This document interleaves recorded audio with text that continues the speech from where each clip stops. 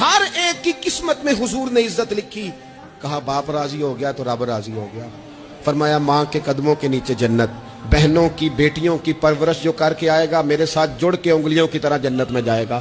فرمایا تم میں سب سے بہتر وہ جو اپنے گھر والوں کے لیے اپنی بیوی کے لیے بہتر. میں تم سب سے زیادہ اپنے گھر والوں کے لیے بہتر. فرمایا پڑوسی سے اس نے سلوک کرنے والوں یاد رکھنا کہ اس کے تو حق اتنے زیادہ ہیں کہ ڈر ہے کہ کہیں وراثت میں شامل نہ کر دیا جائے. نبی پاک علیہ الصلوۃ والسلام نے فرمایا جو بیوی صرف حاملہ ہو حاملہ اسے رب کی بارگاہ میں اتنا ہی اجر ملتا ہے جتنا تلوار لے کے جہاد کرنے والے کو ثواب ملتا ہے. اور جب اس کے ہاں بچے کی ولادت ہوتی ہے اللہ اسے شہید جتنا درجہ دیتا ہے. اور جب وہ بچے کو دودھ پلاتی ہے تو ایک ایک گھونٹ کے بدلے رب غلام آزاد کرنے کا ثواب عطا کرتا ہے. یا رسول اللہ اسی کی صرف شان ہے؟ فرمایا نہیں، آدمی کے بال سفید ہو جائیں، مومن مسلمان سفید بالوں والا، اگر تم نے اس کی عزت کی تو سمجھ لینا تم نے اپنے رب کا احترام کیا.